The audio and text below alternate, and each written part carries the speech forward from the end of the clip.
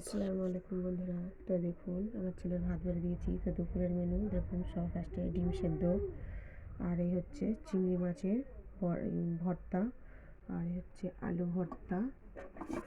দেখুন 5 রকমের সবজি দিয়ে একটা তরকারি করা আছে।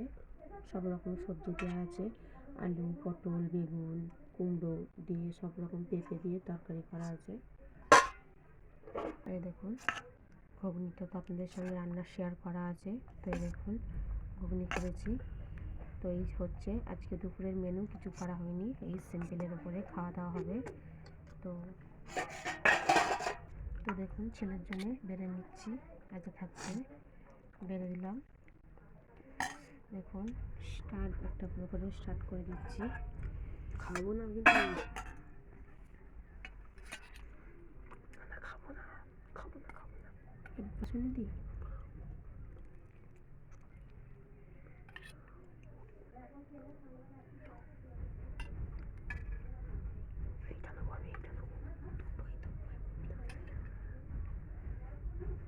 ডিম সেদ্ধ, আর এই দেখুন আলু ভর্তা,